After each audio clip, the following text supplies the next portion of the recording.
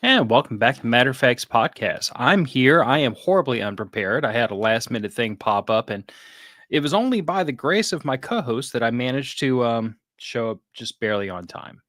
Behold my panic at being alone. Like, oh god, I don't know what Phil was going to talk about. I know what I was going to talk about. I mean, I'm fairly confident you could have carried the show by yourself. It'd have been fine. It'd have been I fine. can carry a great many things, but me trying to do an impersonation of a Louisianan accent is not going to be pretty. Let's be honest here. I mean, just like touch your tongue to the back of your top front teeth and mumble a bunch. It'll work out. Well, there are 9 more beers upstairs. We might be able to accomplish that. Intoxication also helps. Let's do the admin work and then we'll get to the topic, which will be a fun one. Mm-hmm. All right. Patrons, if you're not a patron, you really ought to consider doing so. It supports sociopathy, psychopathy, and general bad behavior. And it also supports this podcast. I mean, there is that too. Secret Santa. So if you're a patron, every year one of our illustrious patrons, Stuart, the Texas redneck, I won't call him a dumbass because he's one of the smarter people I know, but he calls himself a dumbass, so it'd be fair.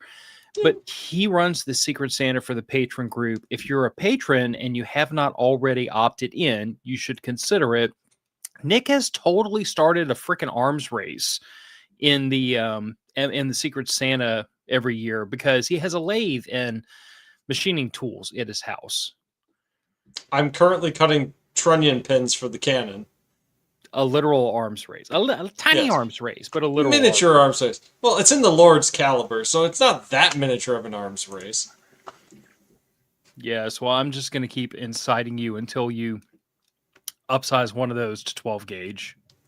Well, we could. Raggle says our screen is small. Raggle, I'm not sure. It looks normal on our end. I didn't touch anything this time, guys. I swear to God. I did come in and this had this weird show vertical button. I don't know what that means. So what that does is that is for that the is phone for viewers? Well, no, that is for viewers like YouTube. If you hold your phone vertical, then it displays vertically. If you hold it horizontally, it does that. Ugh.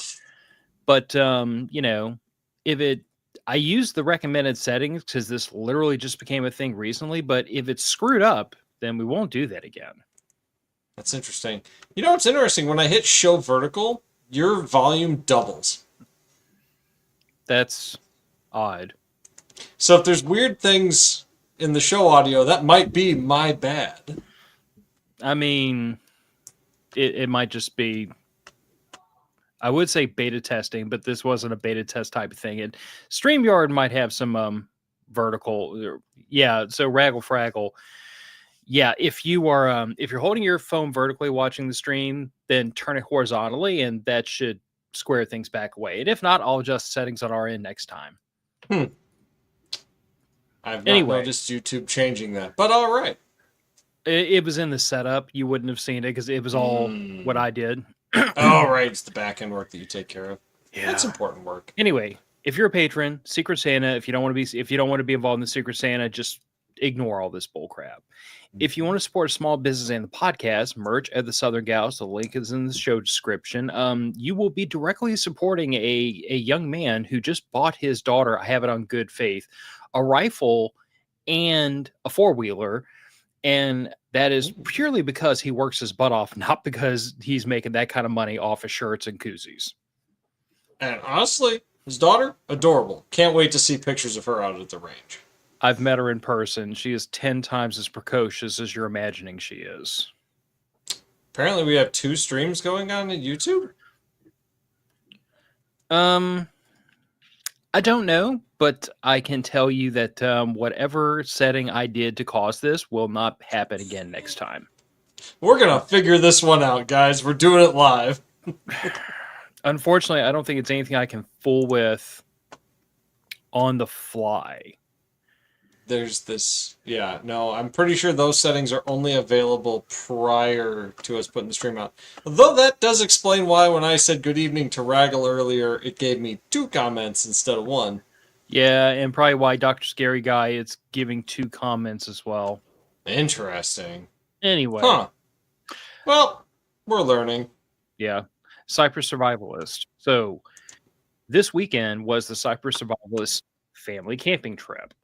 Unfortunately, we had a last minute pullout from 2 of the board members because, long story made short, one of them decided to take a promotion at work and Oh, good for them. be a living hell for the next few weeks to months. So they had to pull out. So my wife and myself and my daughter are heading up tomorrow, actually. And as I understand it, we actually have one local who's going to come out to meet us, and I think was actually talking about coming out Saturday to see us. Nice. And we appreciate your guys' feedback, letting us know about any weirdness on the stream. Yeah. Software updates. I'll be sure not to do that again next time. Yeah. All right. Last but not least, code MOF at Disaster Coffee. Get you a little discount. You get some good coffee. I don't make Warlord money off of Disaster Coffee. Honestly, the only thing I get out of the business, other than being able to provide really good coffee to people, is I get to buy coffee at cost. And that doesn't cost y'all anything. But if you like really good coffee, you should consider going there. And please use the promo code. Save yourself a couple of bucks.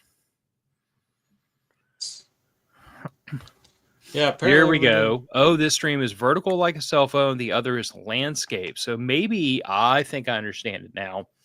So I'm betting what YouTube did is it actually set up 2 different streams, one vertical, one horizontal. I don't like that, and I'm not going to do that next time.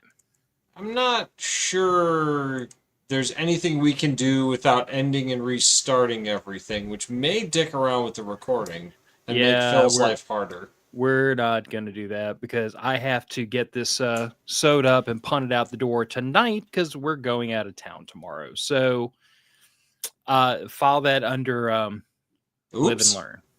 File that under oops. Speaking of the topic, failure was always an option. Mm-hmm. That's what we're going to talk about today is stuff that didn't work. Mm-hmm. Starting with this stream. Never, ever, ever engage. Never ever do new stuff with streams without first testing your stuff. Let's start. It'll be all right. You know, we have at least one stream. That's better than none. Thanks, Nick, you eternal optimist. Hey, I try. I gotta do something other than bludgeon myself over the head with a 2x4. Yeah. But this is, honestly, even these foibles with the streams and everything does not even come close to some of the calamity that Andrew and I dealt with back in the day when we were when this whole streaming online recording thing platform wasn't really, wasn't well flushed out at that point. Mm-hmm. We were using another interface that was audio only, and I won't name it because I'm not trying to throw shade. Right. But it was StreamYard might have been in its infancy at the time. It kept losing your audio, didn't it? Yeah, the cloud recordings would get aborted. Sometimes the interface would fail midstream. It did all kinds of stuff. Like, it was bad enough that Andrew and I both wound up investing in hardware recorders, specifically so that if the cloud recordings aborted, we had backups. And eventually, we got to the point where that became our default way of doing things, was that I'd record on my end, he'd record on his end, he would send me his file through Google Drive, and I'd marry them back together in Audacity. And that was like the only way to get really good quality audio for years until StreamYard. StreamYard, the audio recording capabilities are so much better and so much more reliable that at this point, like, my hardware recorder is basically a backup. Yeah, I've had no issues other than with my personal internet service, which is always a crapshoot when you're living out in the country. Some days it's bright and sunny, and someone decides to hit the telephone lines with a car. You know, whatever. These things happen. These things do happen. Mm-hmm. But other than foibles in podcasting, there are no banners for this, by the way, because I was late to the party. Also, it depends on how rapidly we can get through the horrible failures. Well, and some of these, like, we've talked about on this show before, so these are just recaps. But, yeah, I used to have a tent that's no longer waterproof. I forgot about that. Yeah, my in-laws lost the tent the same way. Yeah. So for the listeners who are fairly new, years ago we unpacked our stuff at a campground only to realize that there was a horde of like swamp mosquitoes that were running around in a war party, beating drums and carrying torches, and they were so bad. We hosed ourselves down with off. We sprayed off on top of the mosquitoes, and they just kept sucking. They were awful. But in the midst of all this, they were coating the front door of the tent. So my wife, in an effort to get them to buzz off, pun intended, sprayed the front of the tent down in Deep Woods Off. And that was not a good idea because off dissolves the waterproof coating on nylon tents. We didn't learn It this. will also do that to Gore-Tex, by the way. Any DWR type coating, whatever's in, I think it's the DEET, will eat that stuff. So if you're going to put DWR on anything, do not spray it then with DEET later. It will suddenly become not as waterproof. Yeah. So we didn't learn this initially. Several months after that experience, we went camping with my parents, and we knew there was a chance of rain in the middle of the night, but we weren't that worried about it. Well, we woke up in the middle of the night to a lake inside the tent. Mm-hmm. The bathtub style tent. The bottom of it was plenty waterproof, but I thought like there was a rip in the tent or something, and we carry a roll of duct tape, or like good duct tape specifically to patch holes like that very quickly. And as I shine the flashlight in the tent, I can see the water. It's bleeding through the nylon. And that's when the problem started. Yeah.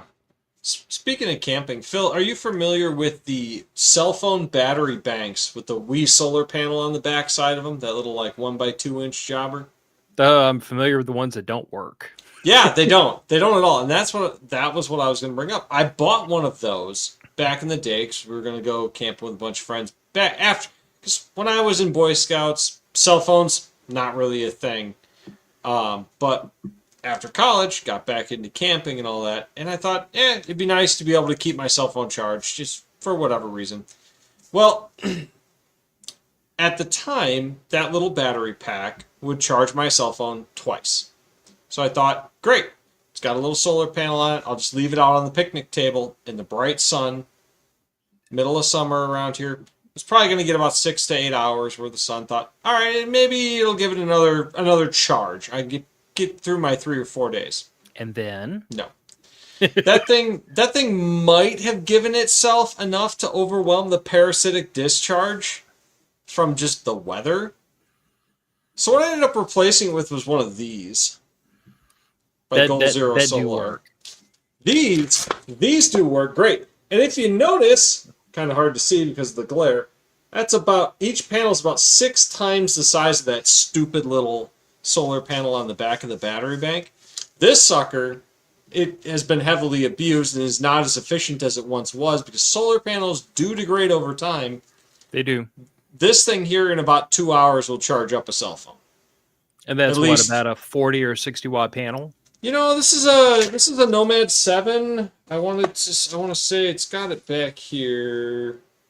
Gosh, no, it doesn't say anymore. The label's worn entirely off of it. But this is an opportunity for an experiment. It is. You know how many milliamps of power your battery is, and you get it down to about 50% power, and then you plug it up to that for an hour. However many watts of power you calculate is the number of watts it generates. It is. I do know that if I set that out on a picnic table over an afternoon, my cell phone's topped off. It's never really been an issue. And thanks to the ultimate power saving that these things do, where it basically just turns it into a brick with a flashlight on it, the battery lasts a lot longer than it used to, which is great. But. All right, so I got one for you, and I promise you, every single person who has ever tuned into the show for 5 seconds has had this experience at least once. Carburetors are the devil. This is why I have a propane generator instead of a gasoline-powered generator. So over the course of my adult life, I have had a lawnmower that now has given me trouble twice. Let me get the whole story out first, then I'll go into lawnmower specifically because that was the most recent one. That's what caused me to put that on this list. My my steel chainsaw has actually been freaking beautiful. My steel weed eater has also been pretty good.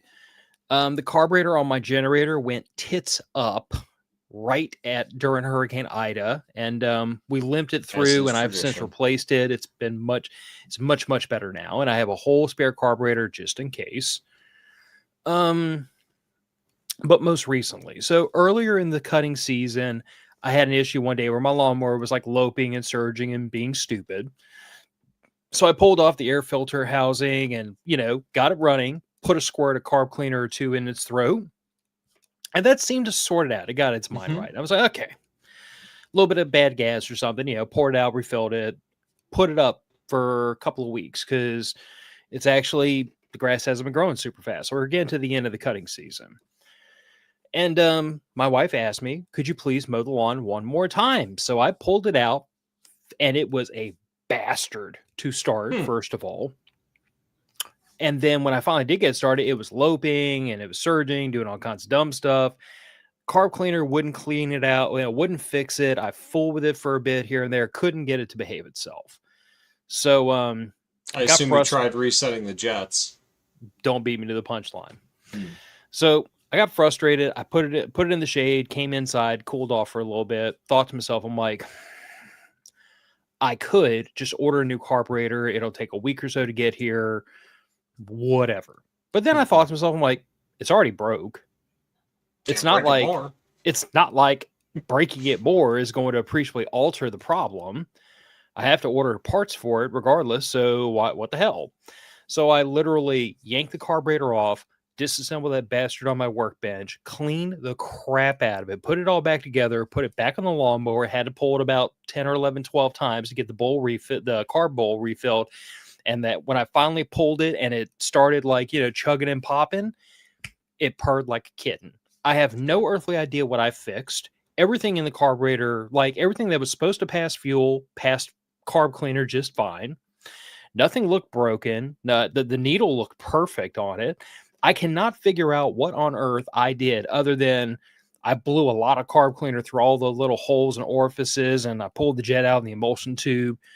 But I couldn't find anything. I couldn't find any obvious varnish or trash, but very obviously something I did fixed it because it behaved itself perfectly fine for the rest of the mow. And then before I put it away, I left it running, turned the fuel petcock off, let it, sit there surge and buck and everything till it starved itself to death.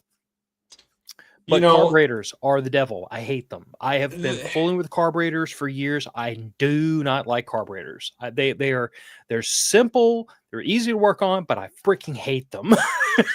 Well, the thing about carburetors, especially on small engines like that, is the jet size is so small that if you get even the littlest bit of particulate matter clogging up that jet, it's not going to run appropriately. It's just sometimes resetting the jets is enough to, if you twist them all the way in, bring them back out to 3/4 and then 1/2 turn for high and low. Usually I've found that'll get you through the mow. That'll get you through re-lipping whatever you got to do. But there are no adjustments on this carburetor. You can't adjust the jets? None that I can find. Oh.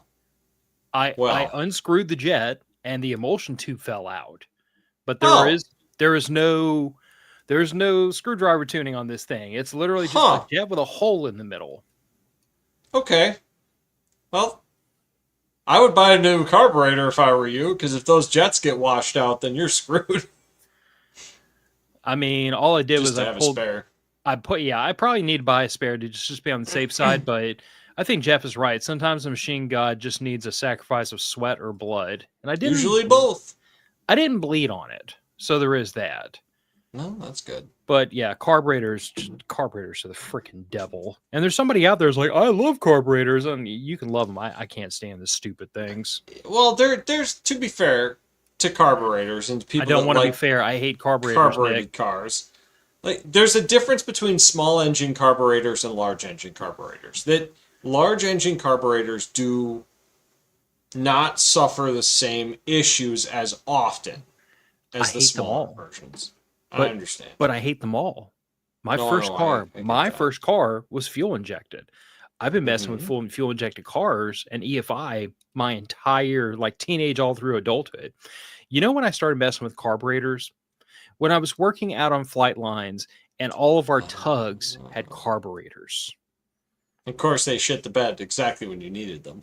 Well, yeah, especially because, you're filling the stupid things up with freaking avgas and the tanks are half rusted. Every one of them's 30 freaking years old. The main tug we used had a Ford flat 6 in it with a single barrel. Well, at least the engine itself is basically bulletproof because there's only 6 moving parts in that whole damn thing. Yeah, but the really impressive one was the big tug that had like several 100 pounds worth of lead ballast over the dually back tires. Nice. And apparently had a small block Chrysler under the hood. That one had a 2-barrel. It would have to. Yeah, if you got on the gas pedal a little too got a little jumpy, it'd pull the front wheels off the ground. Awesome. That's fantastic. Anyway, so failure, guys, does not always have to mean that the thing went to shit or it broke or didn't work. Bill, do you know what this is? that appears to be a rucksack. It is. It's an ILBE2, I think it is. Main pack. I've got the main pack, the assault pack, the water bladder thing, the stupid top thing.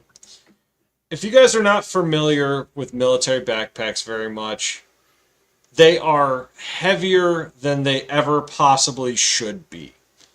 This backpack in particular is, give or take, 6 to 7 pounds empty. Completely empty, 6 to 7 pounds.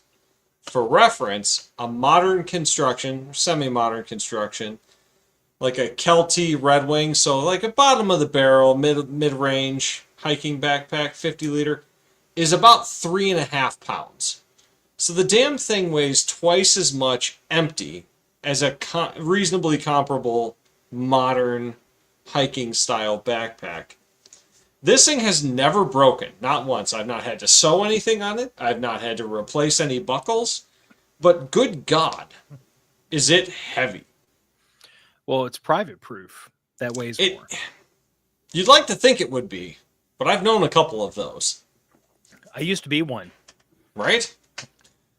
And look, I bought this backpack thinking, great, it's going to be extremely durable. It's going to be, it's never going to fail. Well, it's made by the lowest bidder, though. Always bear that in mind. True. And to be fair, I was right. It has never failed. It has never broken. I have put way too much weight in it than I probably should to be putting on my back, let alone anybody else's. I mean, the thing's rated to carry 120 pounds. I'm not going to do that.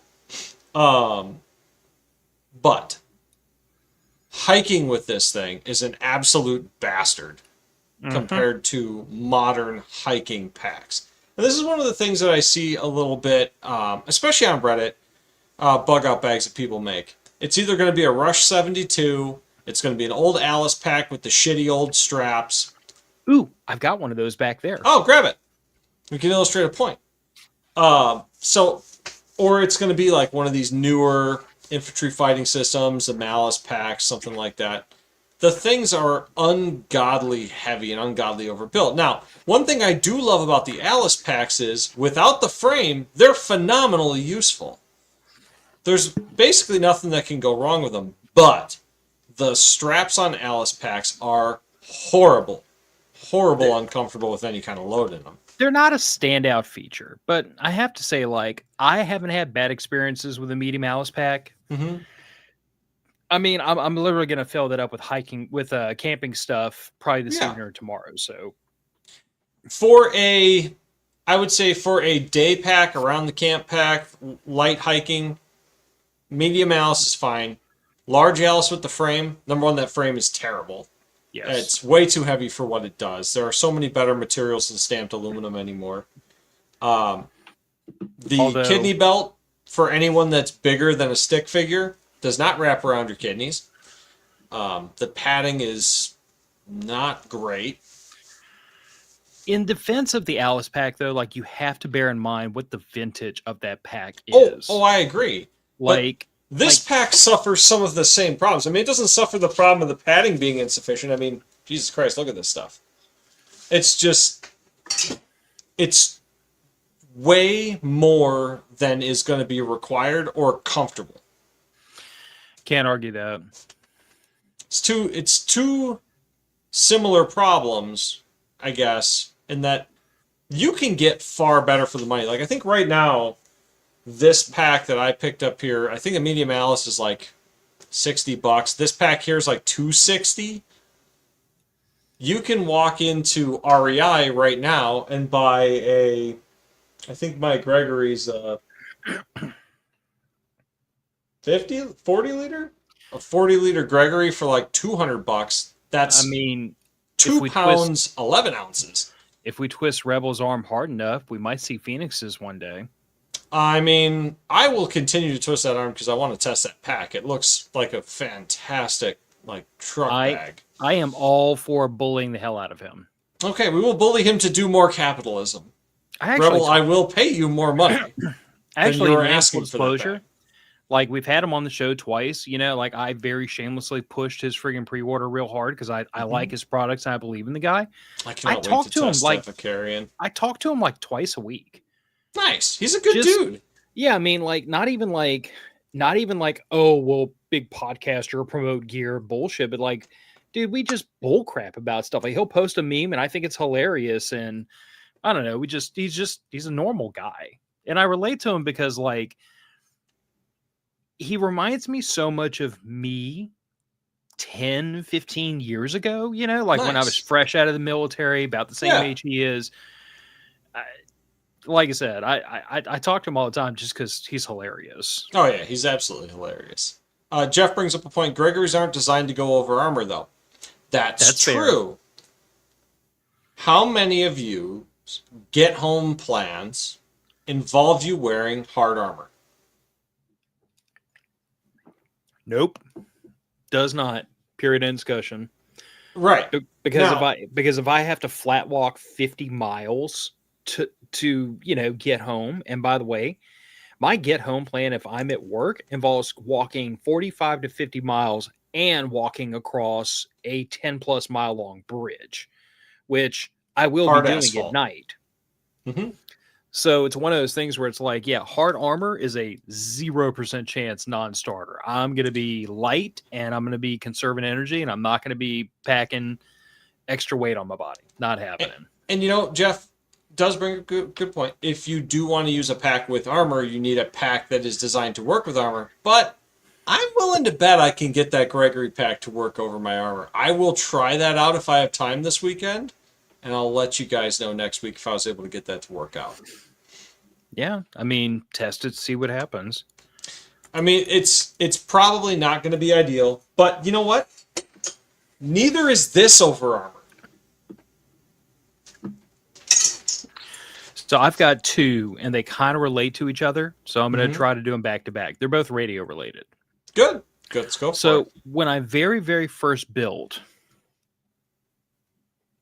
you can't see it because it's out of the frame. It's way over there, but it's my man pack, which is a little misleading. It's not like a put in your rucksack and like walk 5 miles through the woods, talk to your idiot friends with a radio. It's not that. This is a like 30-pound deploy out of the back of a truck base station on a battery type. Yeah, portable base station, basically. Yeah, I mean, and that's what it's sized for. That's what the battery is sized for. That's the antenna setup. That's the repeater capability, the kind of repeater capabilities built into it. If anybody's curious about that contraption, like, I've done content on it, but like, it's not the walk around in the woods, talk to your idiot friends. It's not that. This is a deploy base station in the woods, independent of outside power type of scenario. But when I very first started testing that, I had this weird situation where the battery would shut the BMS off sometimes.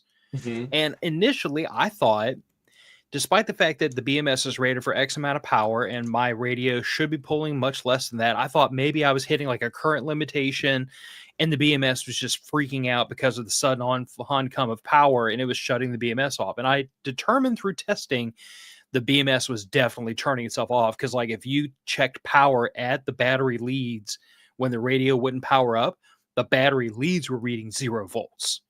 So the BMS was turning the battery off. It's a lithium iron phosphate battery.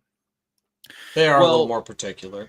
Yeah. Well, and then as I did more testing, I began to realize this wasn't a consistent failure. Sometimes it would work, sometimes it wouldn't. And the more I tested, I think I figured out what the problem was. Okay. So initially I thought it was power draw related because it would only happen at high power. If I was on one of the mid or the low power channels, or if I selected mid or low power manually on the radio, it would never happen, only at high power. And then I started to realize the radio would run at high power if I was using the roll-up J-pole antenna, which I usually have at the top of like a 20 or a 30-foot mast, further away from the radio. Tell me you see where I'm going with this. Oh. I did some research and came across another YouTuber who built it was one of those briefcase repeaters. Yeah. And he was having a weird problem with the BMS on his lithium iron phosphate battery, where the antenna that was on the outside of the case was broadcasting enough power at about the right frequency range, and he was also using GMRS, that the BMS would shut itself off. And what he did to fix it was he basically like built a little he built an extension just to push the antenna like an extra foot or two away from the repeater. Worked fine after that. He did want to put in some putting some electronic shielding around the battery and around the top of the BMS, and it was never a problem after that. So I think what I stumbled into was, it wasn't that it was a power draw problem. It was that I was pushing out so much power so close to the battery that the BMS was freaking out. The electromagnetic interference from the radio. It makes sense. And since I've like continued to push that testing and fool around with it more, like it seems to kind of bear that out. But it was one of those weird situations where like, this is why you test your stuff and you play with it and you fool around with it. And I learned over time, like, okay, if I'm using my short range antenna plugged into the top of the man pack, I cannot go over mid power. Sure. Like, you really wouldn't want to throw 50 watts through an antenna this tall, that close to your head in the first place. Well, but you really can't do it because the BMS will freak out, and then you have to disconnect or reconnect the BMS, the battery. It's just stupid. But it's then interesting. I wonder if that has to do with the charge protection features on the BMS. It's possible, but from what I've been able to suss and talking to people that are smarter with electronics than I am, the general consensus seems to be that the circuitry of the BMS was reacting to the influx of RF, and that's what was causing the problem. In other words, like it's not that the BMS was like mistaking the RF for a power surge. Right. It's that it was literally like causing the battery management system to stop. It was turning the BMS off. Now, you only found this with GMRS, right? Yeah, well, I mean, that's the only radio service I play with. And you said the other guy also found this with GMRS. Yes, which GMRS is close enough to like 70 centimeter ham UHF that conceivably it'd be the same. Whether or not it would do it with VHF or HF, I don't know. Although usually with HF, you're throwing so much less power than 50 watts into the air. And like, might not be a problem then. Yeah, I mean, I feel like if it's not the frequency range, it's just the amount of power I was throwing. Because when I threw 20 watts into the air, nothing. Battery didn't even blink. 50 watts, it got pissed off. Interesting. I'd be curious to see if somebody could test that with a UHF, VHF. And in that vein of radio problems, so over the course of, now in the name of full disclosure, like for practice and for familiarity with my gear, I regularly use my GMRS radio in my truck. Like usually I check in first thing in the morning when I'm on my way to work. I actually live far enough away from work that about halfway there, I'll clear channel on one repeater and switch to another, and then do the same thing when I'm coming back across the lake. Like usually as soon as I'm feet wet over the lake coming north, I clear channel on the New Orleans repeater, switch over to the Lacombe repeater. Just, it's good manners to let everybody know, hey, I'm going, or, whatever else. And sometimes people will actually like follow me to the other repeater because I've announced where I'm going. But I also keep in touch with people on both sides of the lake doing that. But Nice. the thing that I'm particular about doing is doing it on a regular basis so that I now know there are certain spots in the city where it's kind of a dead zone. Like, I know I can't be on the Lacombe repeater when, say, I'm on Lakeshore Boulevard or Leon C. Simon, because there's this freaking levee as tall as a 2-story building next to me, and it's right between me and where I'm trying to go to the Lacombe repeater. If I go just a little bit north, then I've got reception. But it's those kinds of things that I use to like teach myself I can get to the repeater here, I can't get to the repeater there, and if ever I need to talk to my wife without cell service, I'd have to be able to get to the Lacombe repeater. So it's useful to know those kinds of things. Absolutely. But in the process of programming in the Lacombe repeater, when it first came on board, I don't remember what I was fooling with. I think maybe I loaded up my program and I was changing a couple of defaults here and there, and I pushed that program back into my truck. And then the next day, I had this really weird situation where when I would key up only on that repeater channel, I came to find out, when I would key up on the channel and I would release, I would go to squelch 0. Huh. So as long as somebody was transmitting on that channel, I'd hear the repeater just fine. But as soon as that voice would drop out and I wasn't transmitting, I'd just get burned out by radio static, just like my squelch was set to 0.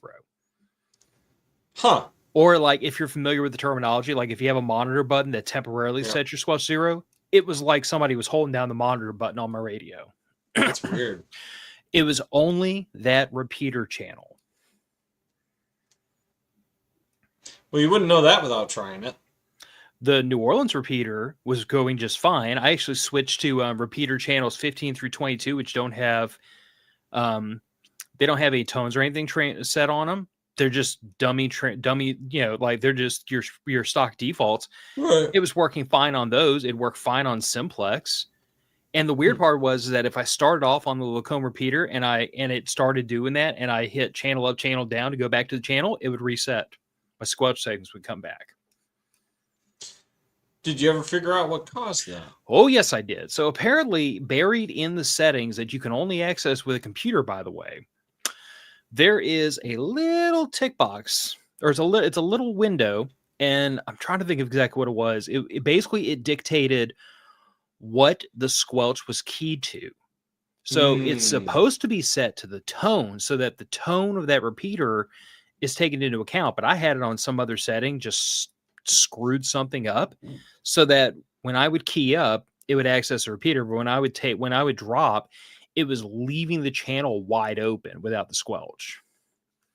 It was something weird. I still for the life of me cannot figure it out. I figured it out by like taking a screenshot of the interface on that screen and then holding that side by side with another repeater channel that was behaving itself, and just like one at a time, field by field, looking between the two until I was like, that's not the way this is. Fixed it, pushed the program, worked perfect after that. Had a very weird, aggravating experience that afternoon, though, because the whole way home, like I would talk on the repeater and I'd let it go and channel up, channel down to like reset it. And then the weird part was every time somebody would speak, as soon as they would stop, it would leave the channel wide open without a squelch. So then I'd have to channel up, channel down again. It would be a long drive home. I wound up turning the repeater off eventually because I turned my radio off because I'd have enough of that foolishness. But yeah, it was a very interesting moment where I was trying to diagnose this at 70 miles an hour, and I wound up having to shut it all down and figure that nonsense out. That makes sense. All right, I've got 2 more. What have you got? More. All right, so fire starters. You familiar with this style, Phil? Oh yeah. Magnesium block with a ferro rod in it. How much do these tiny little ferro rods suck? Maybe I've just gotten lucky. I actually haven't had awful luck with them. You ever try one of these? Oh yeah, I have several. Yeah. So, for those of you that are not familiar with these, Essentially what this is, it is a block of powdered magnesium that's been recompressed together. Works very excellent for starting fires when it's wet. Works very excellent for starting fires in wet wood.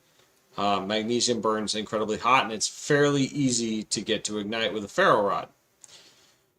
A lot of them come with these embedded little tiny ferro rods. As you can see, this one's been abused.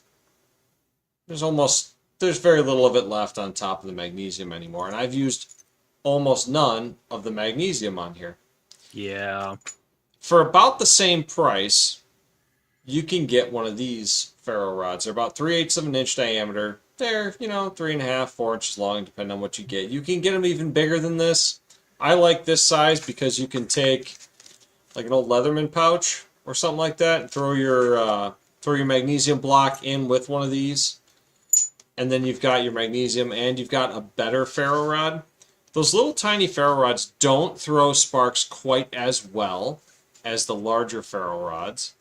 I think for two reasons. One, there's this like black coating that they put on the outside of ferro rods. You have to get through that before you get any kind of reasonable spark. And there tends to be like a little bit of like almost an oxide layer that builds up on these. Mm-hmm. I have an easier time getting it shaved off in order to get good spark on the larger ones than the smaller ones. And honestly, you've just got something better to hold on to. Yeah.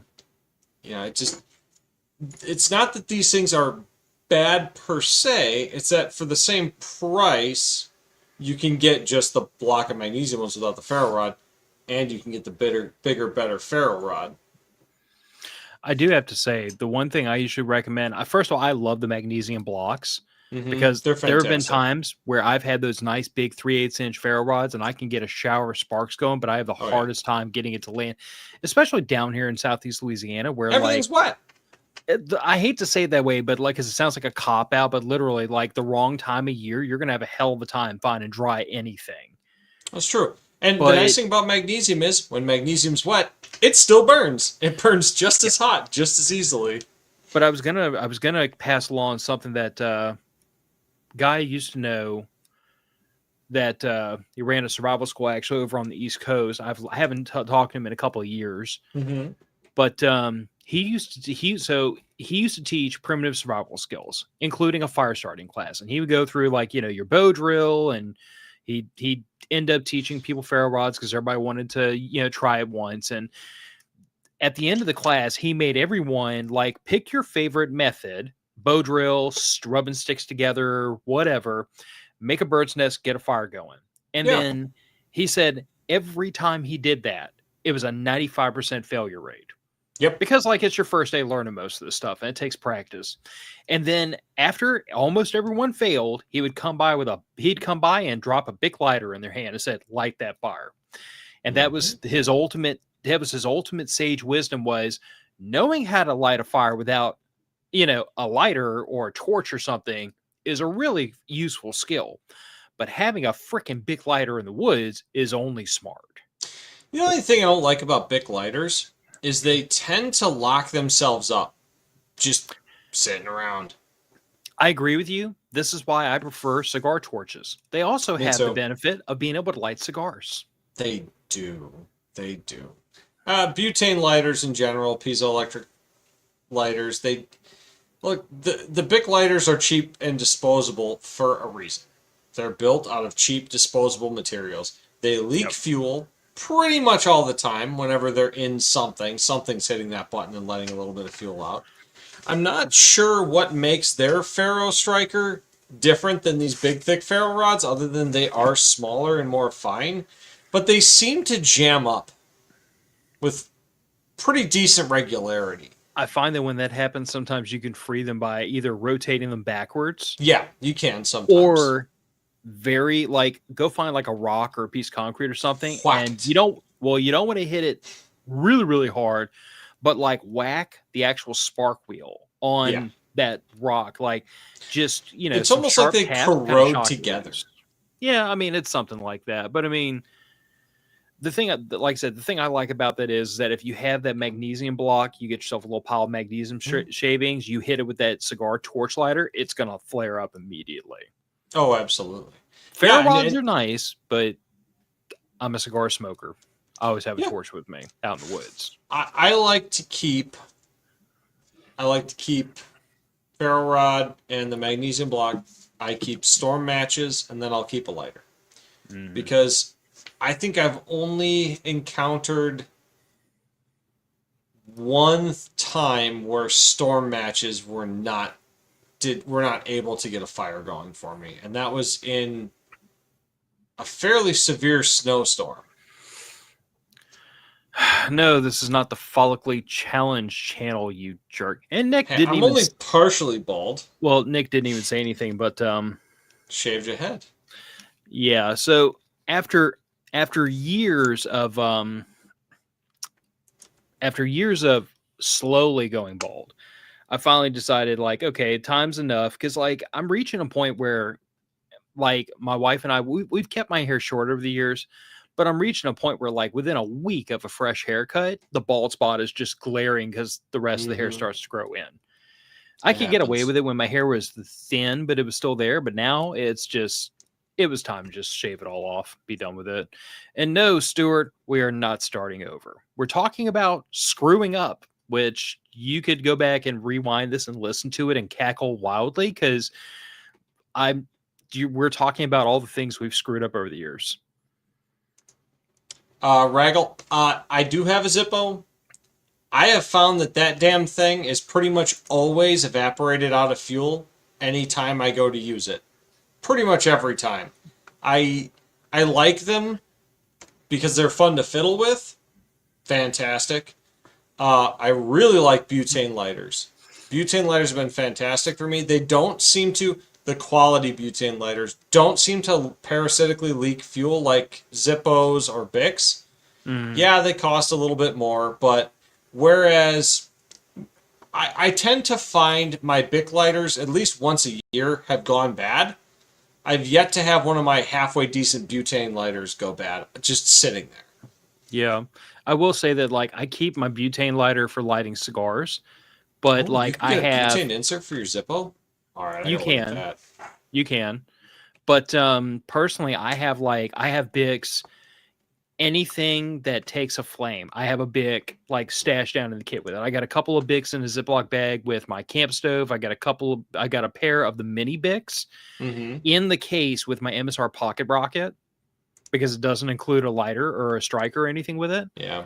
And like the pocket rocket in the little red case it comes in is perfectly sized where you can fit 2 mini Bics down in the case with it. I'm 100% getting one of these butane inserts for my Zippo because I just love playing with that. Oh, yeah. Yeah, I'm 100% getting a butane insert for my Zippo. That's going in the Amazon cart. I did not know that was a thing. Thank you guys for bringing that to my attention. For anybody that's a pipe smoker, Zippo also makes a Zippo insert that has like a hole inside of it for a side flame so you can like light a torch with it. That is how one of my Zippos is, specifically for my pipe. Yeah. All right. I just got 2 things left, and one of them, both of these we've talked about before, but Nick, have you ever run like a roof rack or roof bag on top of a vehicle? Yeah, a ladder rack on my truck, yes.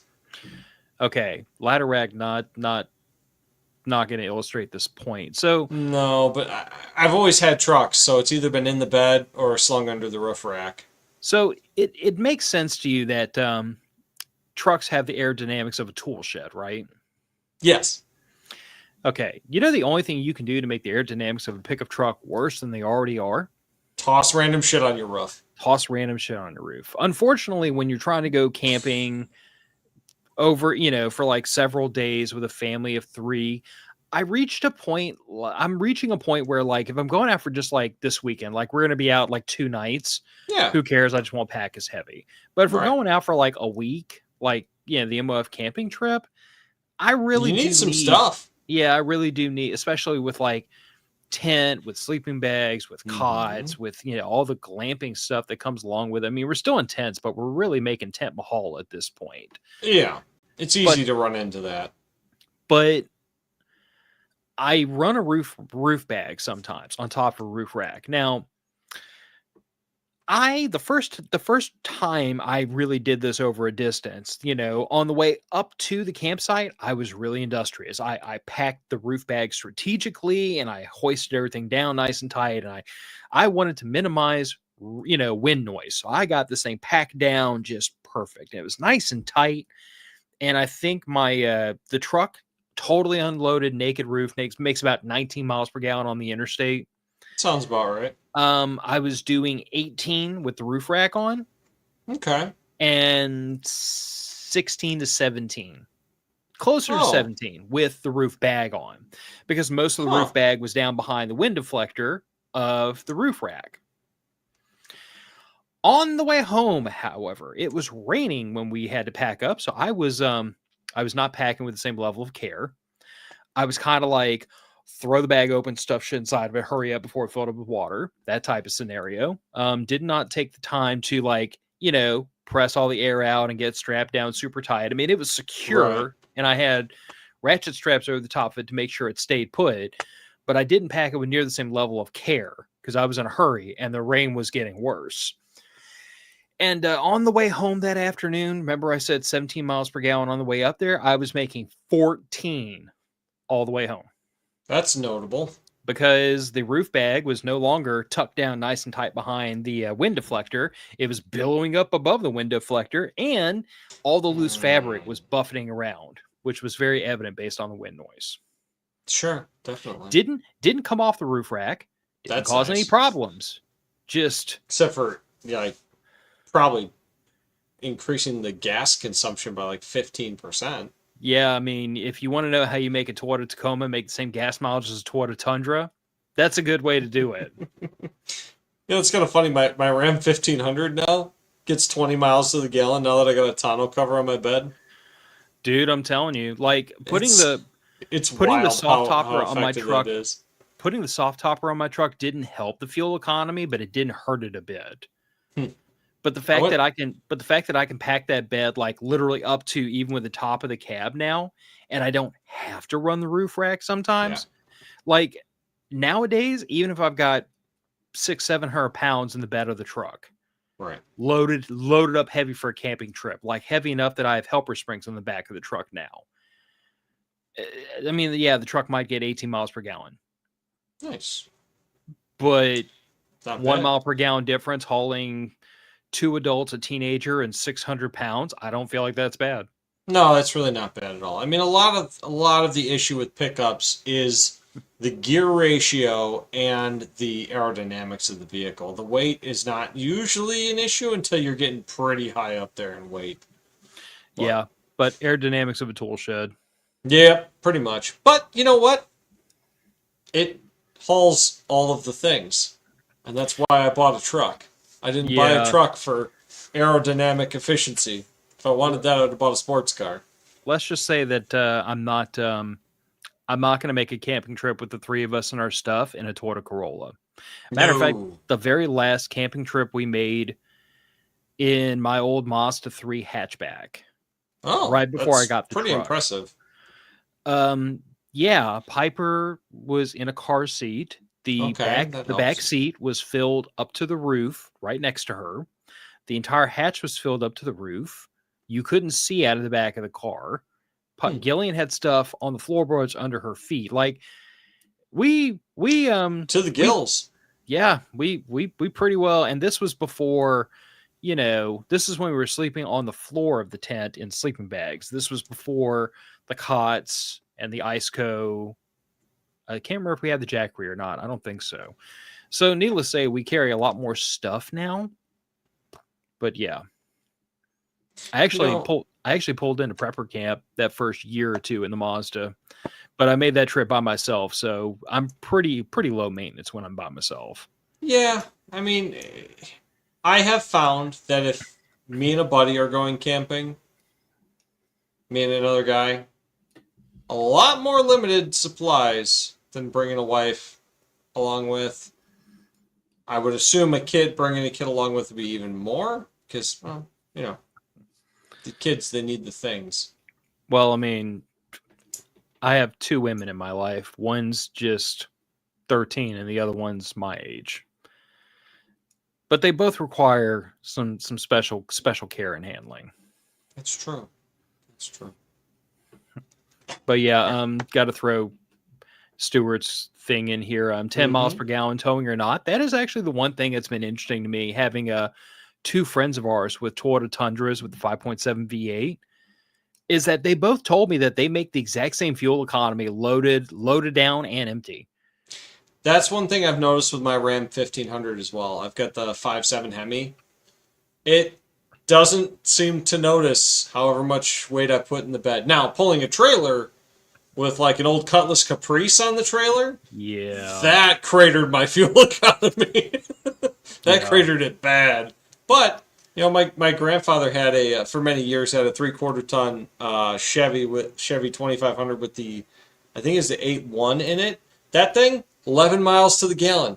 You could pull a skid loader with it, or you could go get milk. Didn't matter. 11 miles to the gallon. That sounds like large trucks. They are. Oh yeah, they just get 11 because we're using all of the fuel, and your gear ratios are not meant for speed. So we'll get there eventually. Nope. Big engine, short gears. Mm-hmm. Tends to be the way. Does. All right. I've only got one left. What you got? I got one left. Knives. Hmm. So what I've got here are two extremely commonly recommended knives in quite the price range. The black plastic one there is a Mora Carbon.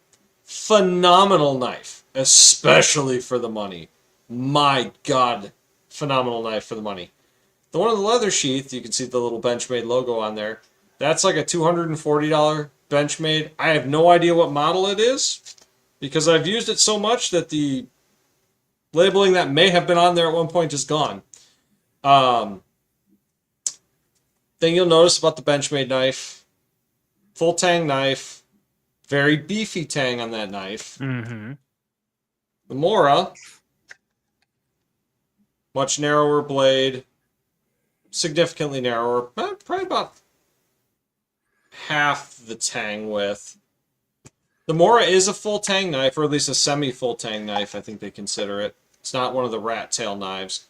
I have batoned as much wood with this Mora as I have with this Benchmade.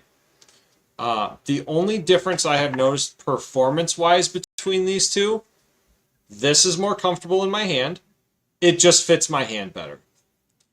This I have to sharpen ever so slightly more often. So you will see some of these, I'm going to call them Rambo knives, the hollow handle, rat tail tang. They just don't seem to hold up. Not really a quality steel. Oh, that's a nice knife. So that's about a 1/4 inch thick in the tang, isn't it? Yeah, that's solid 1/4 inch thick. This one's like 3/16. So you probably can't make this out on the camera, but there is ever so slight of a maker's mark right about there. Yeah, I can't see it.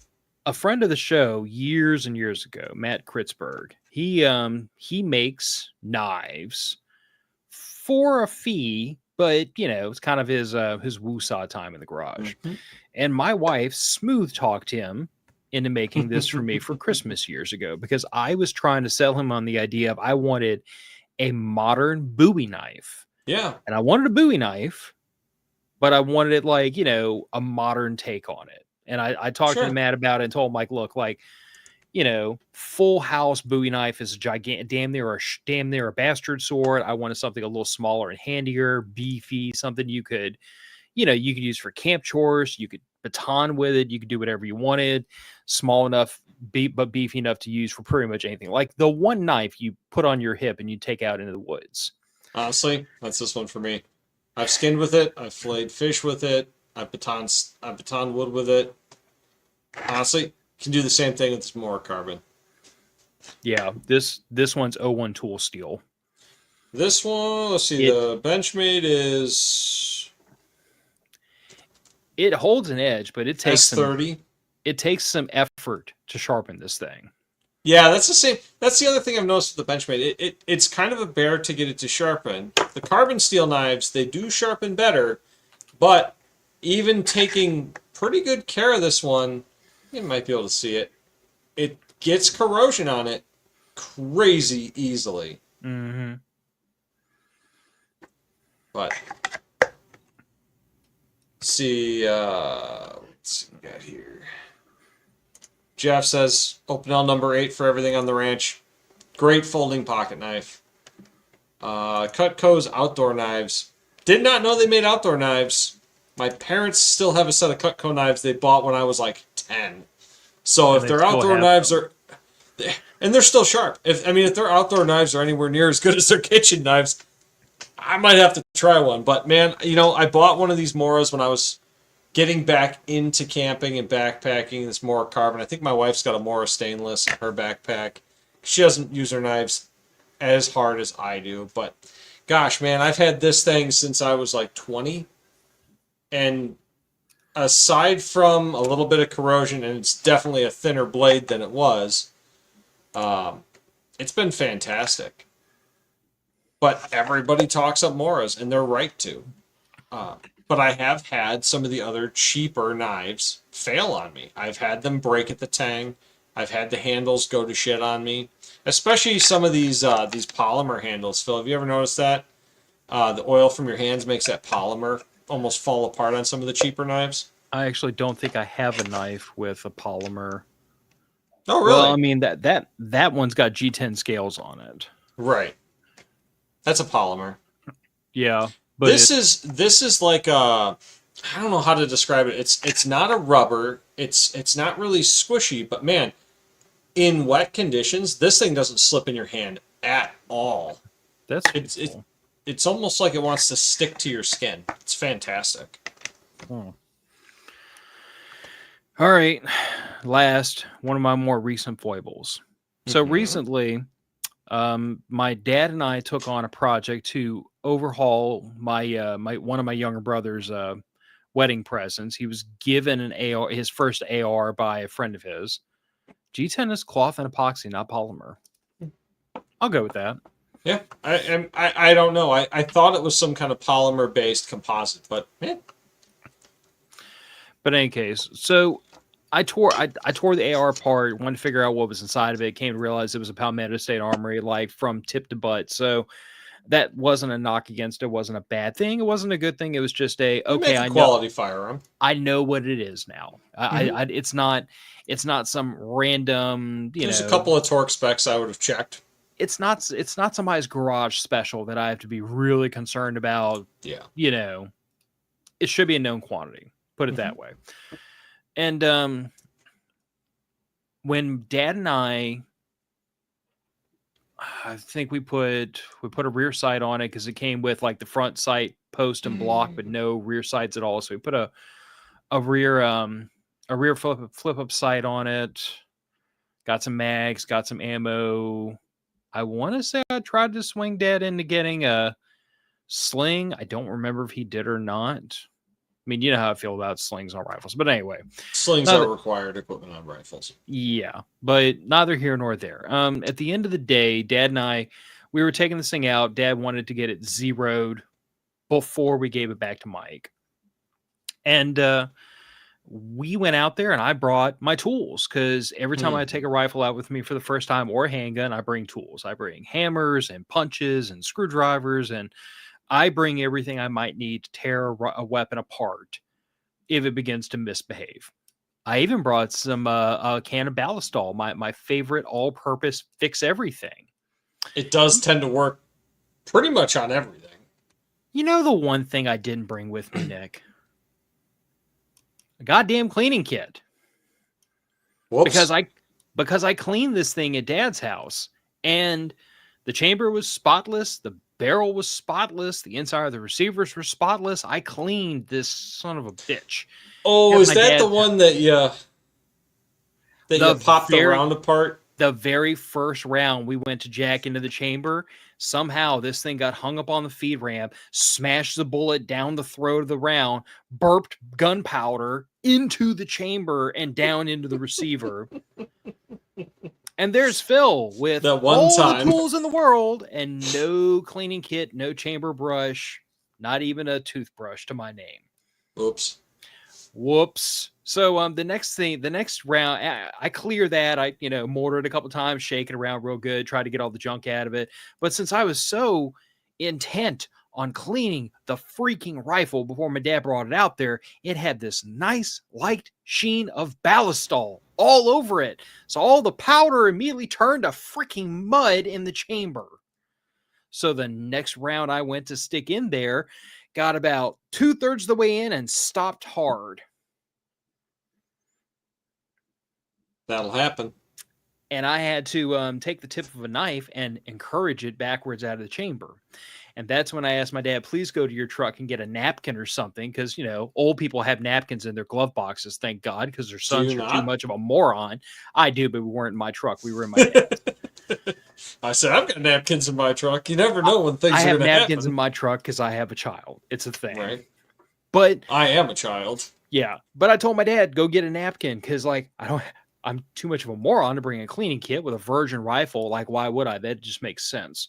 So he comes back with a napkin, and I twist this thing up, and I square it down with ballistol, and I shove it up in there and turn it a couple times, and I spend the next 10 minutes while he's talking to one of his fellow range officers' buddies. I spend 10 minutes fooling with this stupid thing, cleaning the chamber, reaching up in there with the tip of my finger behind the behind the locking lugs, trying to get all the junk out of it. I do everything except pray to the machine gods to make the bolter freaking behave itself.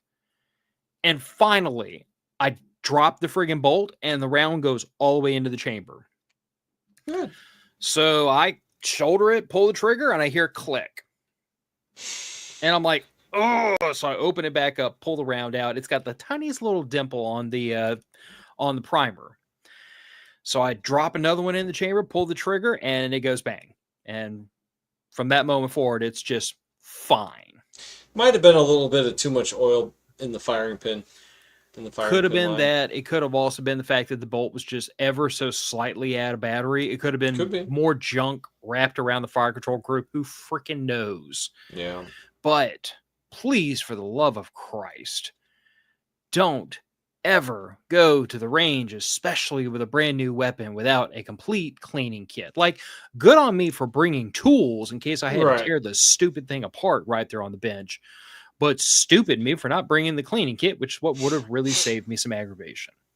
I definitely would have, at the very least, saved aggravation, if not saved time. I mean, at least you would have had the right tools for the job. I mean, this is, these things happen. And these are the lessons you got to learn from. I mean, one of the big reasons why I keep a little bottle of Loctite in my range bag with my cleaning kit.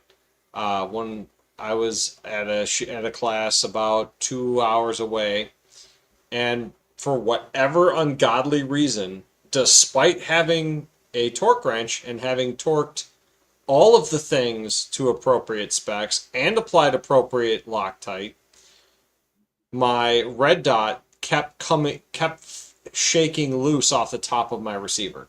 I have never had that problem since. I have never had that problem before. But that's suboptimal. It is, and it was in the middle of a class, and I went from shooting respectable groups for the times we were going to not hitting a torso with a carbine at 20 yards. Not appropriate. Not appropriate at all. And I flip my rifle down to take a look to check the chamber, and my red dot just goes clack clack clack across the range. Also suboptimal to throw your electronics down the range. But I mean, it depends. If you're trying to torture test them, that could be an effective method. I have to say the Vortex Spitfire, I think it's a Spitfire 1X, survived being chucked 15 feet down the range. Just fine. Little scuffs on the aluminum, but whatever. Little Sharpie took care of that. Yeah. So, to kind of wrap this up, test your stuff. Well, here are my thoughts. Yeah, first of all, test your stuff, because you really, really want to find out stuff's not working right before you have to bet your life on it. Mm-hmm. But here are kind of my takeaways. First of all, fix and troubleshoot shit in the field whenever possible. And I Yep. say that because I cannot be the only person that has had this experience of something is misbehaving and you think to yourself, oh, I'm going to take it home and fix it there. And when you get it home, it stops misbehaving. Or Fix the problem in the field if at all humanly possible, or at a minimum, diagnose it in the field. Like at the moment it is misbehaving, figure out what the problem is. so I just got back. I got back from that fishing trip a while back, Phil. You know what happened the second I walked in the door from that fishing trip? Something broke. There were 2 trees laying down in my yard that I had to address. Now, I'm pretty sure I was having problems with one of my reels on that trip. I can't remember which reel it was. Because I put all my stuff away, I got out the chainsaw, and I spent the next 2 weeks worth of after work and weekends running a chipper, running a chainsaw, running a log splitter. I can't remember which reel it was or what the problem was, and I'm probably not going to figure this out until next spring when I attempt to go fishing. Whoops. So, yeah, should have made a note to myself or something, but had I taken more time to diagnose it, order a parts kit maybe even, I would at least know what reel it went to. That's actually my next point. Have spare parts. Spare parts are a freaking godsend. I have, I think I showed to you before, I've got the little battery puck sitting up there on the wall. It's literally a little plastic doodad. It's about, looks like a big, thick hockey puck, but it stores extra batteries, and it goes with me to the range every time, because if I have a battery go down, I like to have a spare battery. I've got spare batteries in both my ARs. I've got spare fuses in a case underneath that man pack. Like, I have spare fuses in the truck. Actually, AutoZone sells like vehicle specific. Like if you have a Toyota, they sell you a box and it's all the common Toyota fuses. I should do that for my truck. I have some of them, not all of them. You should. And you should have at least one, preferably 2 of every fuse in that vehicle. And you know why you need 2? Because if you have a problem and you stuff a fresh fuse into it and it blows up immediately, you now need a second fuse plus some troubleshooting steps. Yep. Or a penny, but I'm not recommending that fix. Well, that causes additional problems. It's better than a 22. Oh, Jesus Christ. Which I've also seen. But have spare parts, have spare fuses, have spare stuff. It will save you a pain in the butt in the future. The one time I went to a Project Appleseed event, I brought an entire spare AR. That's probably wise. Because I wasn't driving 8.5 hours to go to this thing and then have my primary AR go down on me. I wanted to have a whole spare rifle to either cannibalize for parts, or worst case scenario, I rip the scope off the second rifle, transpose over the iron sights, and then re-zero it, and I'd have been back in business with a different rifle. Makes sense. Wouldn't have been the preferred method, because I'd have been, well, I mean, I brought an 18-inch rifle, and I also brought like a 10.5-inch pistol. My neighbors would have been pissed at me if I'd have been next to them with a 10.5-inch AR. But not as bad as they would, not as mad as they would be if you were running the muzzle brake that I tend to run. You ought to try that Landtech on a 20-inch. It sounds like a Scar Heavy. There's a reason why I have a 16-inch barrel on that weapon now, and it's been converted back into a carbine. Much, much, much nicer to shoot. It's nice to shoot. Besides spare parts. That must have been your boiler. Yeah, my boiler kicked on. So I tried to hit the mute. I wasn't fast enough. It's fine. Flexibility in use. So one of the things I planned in this man pack, and it's kind of a good cautionary note, is I built, its primary power source is battery. I also have leads, and everything in this man pack runs off of Anderson connectors. So I can hot swap from one thing to another very quickly. But I also have a set of leads that connect to a cigarette lighter adapter. I have a set of leads that have alligator leads on the end. So if I have a car battery or something, I can just clip onto it and go. Nice. Yeah. So that gives me the ability to be like kind of flexible with where I harvest power for my man pack from this thing. But the whole thought process always was, if I can't get power from here, I can get power from here, I can get power from there. And all these different leads are all fused. They have their own fuse on them, pretty close to wherever the positive terminal would be. But the point remains is that I built that whole system with as much flexibility as possible, so that if at any point in time, if my battery goes dead, I can run this thing off my Jackery. If that's dead, I could run this thing off my truck because I got a 12-volt power panel on the back of the truck.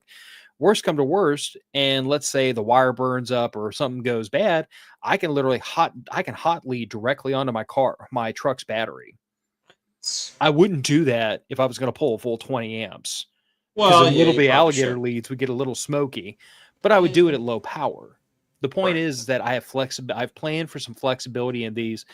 And if you have the opportunity with a system or a piece of gear to build flexibility into it so it can adapt, that then means if you have a partial failure, you can adapt the gear around the partial failure.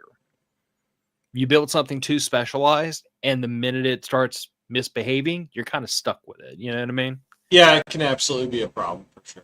Because the more specialized it is, the harder spare parts are to find, the more spare parts you should have on the shelf, and the less it can be applied to more than one thing. This, by the way, is also the reason why I am so particular about having spare batteries for my Vortex Strikefire red dot, because most of your red dots out there, most of your firearm optics use like what is it, a 2032 the big the little flat coin batteries. Yeah, or they use a CR123. Yep. Or they'll use a AA. Yes, in my experience. The Vortex Strikefire uses a CR2. Why? To be a pain in my ass. Which is the reason why I have a spare battery in the pistol grip, and I have 6 of the things in my wall safe for one optic. Because it's a weird battery, and that is a weird battery. I mean, at least 2032s you can grab at damn near every gas station. Well, and here's the thing of it, is so with my common firearm-related batteries, I buy in bulk. I buy bulk packs of not cheap Energizer Ultimate lithiums. Yeah, the quality battery. Which are not cheap, and they cost a lot, but they last a long time, and they store for a very long time. But I buy bulk packs of the stupid things. I've got 20 or so 2032s. I've got, I don't know, 5 or 6 20 packs of CR123s lying around.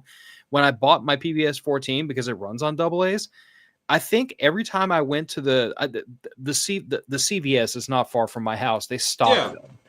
Nice. And every time I went in there for weeks, I'd buy a 4-pack of Energizer Ultimate Lithium. They recommend you using it, isn't it? And at this point, I think I've got, I don't know, 20, 25, 30 of those AA's lying around for one PVS 14. I'm not going to run it anytime soon. I mean, what's the runtime on one battery? I'll let you know when I run the first one down. Oh. So, excellent. Excellent. Well, it's worth the money then. Especially if, I mean, let's be honest here. Night vision is not cheap. My first car costs less than your night vision setup did. My first car, and almost my second car.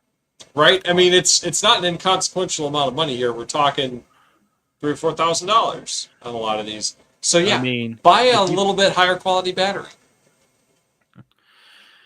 Yeah, I overpaid because honestly, that was the only place I could reliably find them on my end of town. And you have to understand, Stuart, there's a certain amount of my shopping habits that are dictated by my hatred of human beings. And this CVS, kind of on my side of town, where it's kind of outside of town, I'll pay a little bit more. I don't have to deal with crowds. I don't have to deal with people. I don't have to go to Walmart.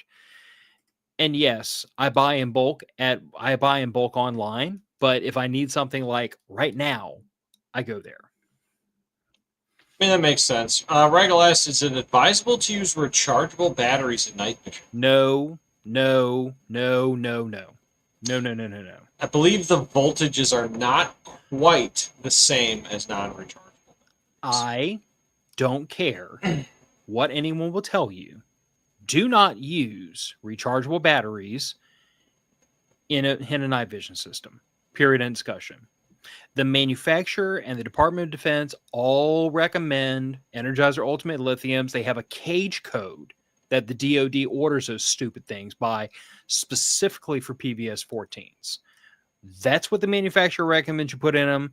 And when you're talking about, okay, like not to brag, but I've got 4Gs tied up in that PVS 14, just the optic, not anything else. I'm not risking it for, I refuse to risk that investment over a cheap battery. So it looks like Stuart's got an answer for us. Rechargeable batteries are about 1.25 volts, whereas alkalines are about 1.5. Yeah.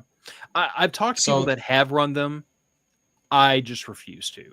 There are so many places I would rather save money than batteries in a $4,000 piece of equipment. And you've still not gone through the first one, correct? And you've had that thing for a few years now. Yeah. Now, I mean, admittedly, I'm not taking it out all the time, but I've had it out for a good handful of times. Not to mention, I've done a fair bit of stargazing with it, where I'll literally like hook a camera up to it and just point at the sky and let it eat for like an hour straight. So like it has some pretty good runtime on a single battery, and I just can't justify trying to save money on batteries for something like that. You know, I could see it's like buying a C8 Corvette and then putting, you know, like the cheapest, crappiest 87 octane you can in it.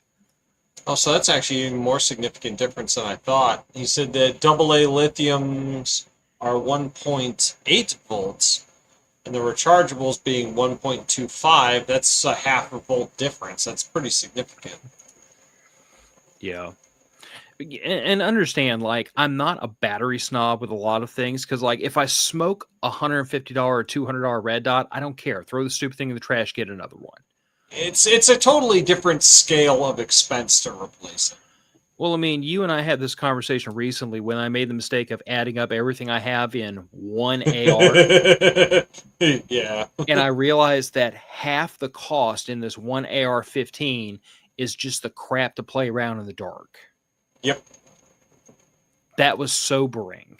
It is. This is why I tell everybody, I'm like, you know, if you get like the Miracle PVS 14 with decent specs for like $2,600, like you just get a screaming deal on it, be prepared to spend that much money again. Yep. Because you're going to want a helmet, and then you're going to want to put cool guy stuff on the helmet, and then you're going to want a laser for your weapon, and you're going to want the light and the switch that all works together. And the minute you utter the words night vision, everything gets a 0 added on to the end. It does. Well, it's got to do a lot with economy of scale. Really, it does, because your white lights are easy. White lights are cheap. Everybody makes a white light. Infrared lights and lasers, now it's a specialty item. There's a slight problem in that analogy, though, Nick, because, yes, white lights are kind of dime a dozen, but if you want to use the cool guy switch, like the Unity ones I use that engage your light and your laser from a single switch, then you have to have something that's Surefire compatible. Yep. And for me, that was an air socket body with a Malkoff head and a Surefire DS00 tail cap, and like it's a $400 freaking flashlight. Yes. Now, it's a really impressive $400 flashlight. Like you could microwave something with it. Oh yeah, you absolutely can. But I mean, you're still talking specialty items, though. Yeah. I mean, you can get a very decent quality weapon mounted light for $100. Dude, it is not going to do all the fancy specialty things for $100. It's just not going to do it. I'm going to tell you that the Streamlight ProTech that's on my Beretta A300 is the same one that's been on 2 different AR-15s. It's been kicking around on my weapons for a lot of years. I had it on my freaking AK back in the day. They're awful hard to ruin. They are. Dude, it's a tough little flashlight. I finally wound up shoring up the electrical wire sheathing right where it goes into the body of the switch. Like it started to pull free a little bit. I wound up some tape around on, just kind of shore it up. I'm sure sooner or later I'm gonna have to replace the poor thing. But I mean, if this is any indication, Streamlights take a beating, and that's not paint, that's anodizing that's worn off of this light body. Yep. from God knows how many years. Like StreamYard makes a good product, but They do. the sheer difference in power between that and what I have on that AR-15 now is shocking. It's so It shocking. is. I kind of want to get another one for my shotgun, not because I need it, but just to burn somebody's retinas down before I throw a half ounce of lead in their lap. That's fair. I mean, quality's nice. Quality's nice to have. But the important takeaway, I think the most important takeaway from here is test all your stuff. Test it often. And if you do test it to the point of failure, ask yourself, is that an acceptable point of failure for you? And if it's not, then maybe look at stepping up in quality. Yeah, and really the only thing that we haven't talked about that I'll throw in here at the end right as we get ready to walk out, but like, don't just test your stuff one time, dude. Test it frequently. Like, I make a habit of every time I take a weapon out to the range, I take it home, I clean it, I inspect it for parts wear or breakage. Any fastener on it at least gets a screwdriver put on it, and I'll just like bump it to see if it's going to move. If you want to go the extra step, like there's actually this stuff I know of from the aviation industry called torque stripe. And it's literally like a little tube, looks like thread locker, but it's like a paint, and you paint it over the head of a bolt. So that way, if the bolt or the nut starts to back off, it'll break that torque stripe. You know what works really good for that? Paint pen. Paint pen, if you want to go. Welder's paint pen. Yep. You could also stake your fasteners just to try to give them an opportunity not to move in the first place. You can stake your fasteners. That can cause problems in the future if you ever need to take the stuff off. It's one of the reasons I like paint pen. Yeah. But one way or the other, like that's kind of my personal mantra is like check your stuff often. I would say every time you touch it, that's an opportunity to stop, look at it, make sure it's not misbehaving, make sure nothing's loosening up. Because and I find that not only like some people will say that it's overkill, just like some people say, well, it's overkill to clean your guns every single time you shoot them. And I agree with you. They don't require it, but it's an opportunity to look at the firearm and function check it and check it for wear, parts breakage, and corrosion every single time I touch it. Which is the familiarizing yourself with things. And that to me is the key. Every time I touch it, it's an opportunity to get reacquainted with it, especially for a piece of gear like, the Man Pack or this Jackery, like a whole bunch of stuff I pulled out behind me because we're going camping this weekend, but it's stuff that doesn't get used every day. It doesn't get used every month. It gets used when we go out camping or we have a hurricane. So it pays to pull this stuff off the shelf and make sure that everything is still as it should be. Matter of fact, I was quite impressed when I pulled everything off the shelf yesterday and started running everything through charge cycles. Almost everything was already like topped off 100% battery. Fantastic. And I don't remember why, because I usually store things at 60 to 80% like you're supposed to. Did you charge them before the summer camping trip? I might have. Raggle, last time I pulled out my AK, it's been a hot minute. Well, yeah, you've got an AR now. They're just better. Well, the AK at this point is a fun gun. The ARs are primary home defense firearms. So the AK usually gets pulled out when somebody wants to shoot an AK. And I'm like, here's an AK and a 75 round drum. Go bananas. I mean, if you're going to go hog wild, you might as well.